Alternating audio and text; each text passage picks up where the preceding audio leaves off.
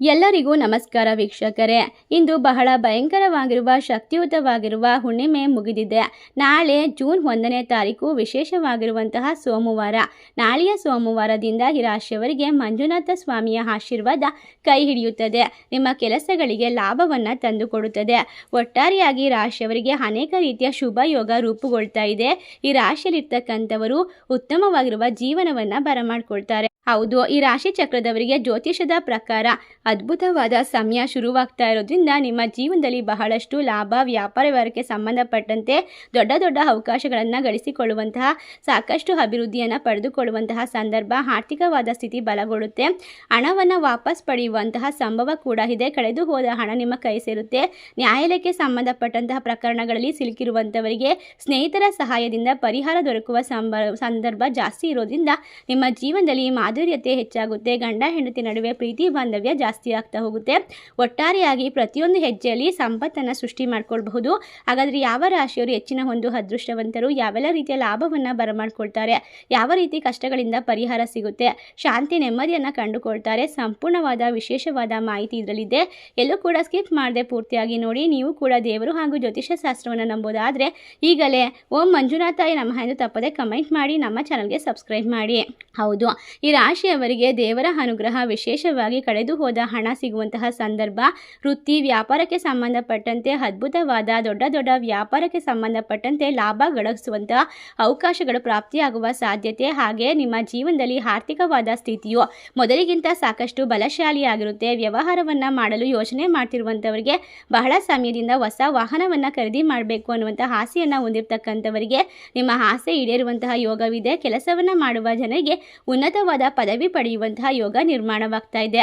ಜೊತೆಗೆ ವಿವಾಹಿತರಿಗೆ ಅತ್ಯುತ್ತಮವಾದ ಪ್ರೇಮ ಜೀವನದಲ್ಲಿ ಪ್ರೀತಿ, ಹೊಸ ಸ್ನೇಹಿತರ ಆಗಮನ ಎಲ್ಲವೂ ಕೂಡ ಸುಂದರವಾಗಿರುತ್ತೆ. ಜನರ ಅದೃಷ್ಟವೇ ಬದಲಾಗುವ ಯೋಗವಿದೆ. ಕೆಲಸಕ್ಕೆ ಸಂಬಂಧಪಟ್ಟಂತೆ ನಿಮ್ಮ ಜೀವನದಲ್ಲಿ ಹೊಗಳಿಕೆಯನ್ನು ಪಡೆದುಕೊಳ್ತೀರಾ. ಬಡ್ತಿ ಅಥವಾ ಸಂಬಳದಲ್ಲಿ ಹೆಚ್ಚಳದ ಸಾಧ್ಯತೆ ಕೂಡ ಸಾಕಷ್ಟು ಇರೋದ್ರಿಂದ ಪಿತ್ರಾರ್ಜಿತ ಆಸ್ತಿಗೆ ಸಂಬಂಧಪಟ್ಟಂತೆ ನಾಳೆ ಶುಭ ವಾರ್ತೆ ಕೇಳಿ ಬರುತ್ತೆ.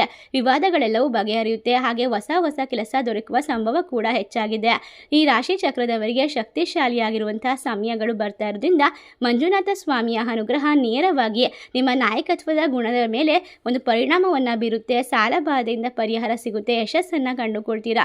ಹೂಡಿಕೆಗೆ ಸಂಬಂಧಪಟ್ಟಂತೆ ಈ ರಾಶಿಯವರು ಅಪಾರವಾದ ಲಾಭವನ್ನು ಗಳಿಸುವ ಸಂದರ್ಭ, ಸಂಪತ್ತು ವೃದ್ಧಿಯಾಗುವ ಸಮಯ. ನಿಮ್ಮ ಅಪೂರ್ಣವಾದ ಕೆಲಸಗಳು ಪೂರ್ಣಗೊಳ್ಳುತ್ತೆ. ಸಕಾರಾತ್ಮಕವಾದ ಫಲಿತಾಂಶಗಳನ್ನು ಪಡೆದುಕೊಳ್ತೀರಾ.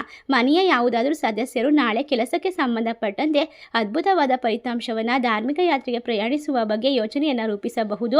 ಈ ರಾಶಿ ಚಕ್ರದವರು ಪರಿಸ್ಥಿತಿಯನ್ನು ಉತ್ತಮವಾಗಿಸಬಹುದು. ಸ್ಪರ್ಧಾತ್ಮಕ ಪರೀಕ್ಷೆಗೆ ತಯಾರಿ ನಡೆಸುವಂತಹ ವಿದ್ಯಾರ್ಥಿಗಳಿಗೆ ಕಠಿಣ ಪರಿಶ್ರಮಕ್ಕೆ ತಕ್ಕಂತಹ ಅದ್ಭುತವಾದ ಫಲ ಸಿಗುತ್ತದೆ. ನೀವು ನಿರ್ಮಾಣ ಮಾಡಿಕೊಳ್ಳುವಂತಹ ಪ್ರತಿಯೊಂದು ಯೋಗವೂ ಕೂಡ ಹಠಾತ್ ಆಗಿ ಆರ್ಥಿಕ ಲಾಭದ ಸಾಧ್ಯತೆಗಳನ್ನು ಸಾಕಷ್ಟು ಹೆಚ್ಚಿಸುತ್ತದೆ. ವ್ಯಾಪಾರ ವ್ಯವಹಾರ ಮಾಡುವಂಥವರಿಗೆ ಧನದ ಸುರಿಮಳೆ ಸುರಿಯುತ್ತದೆ. ಹಣಕಾಸಿನ ವಿಚಾರದಲ್ಲಿ ಇರ್ತಕ್ಕಂತಹ ಕಷ್ಟಗಳು, ವಿದೇಶಕ್ಕೆ ಸಂಬಂಧಪಟ್ಟಂತಹ ಶುಭ ಸುದ್ದಿಗಳು, ಅತಿಥಿಗಳ ಆಗಮನದ ಯೋಗ ಕೂಡ ಕೂಡಿ ಬರುತ್ತದೆ.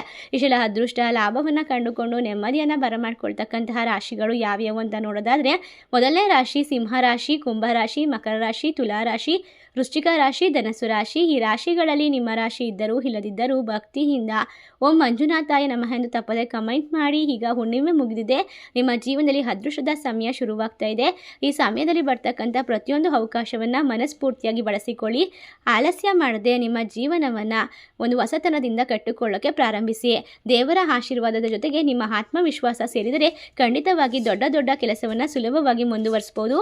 ಈ ಮಾಹಿತಿಯನ್ನು ನಿಮ್ಮ ಫ್ರೆಂಡ್ಸ್ ಆ್ಯಂಡ್ ಫ್ಯಾಮಿಲಿಗೆ ಶೇರ್ ಮಾಡಿ. ಸರ್ವೇ ಜನ ಸುಖಿನೋ ಭವಂತು. ಧನ್ಯವಾದಗಳು.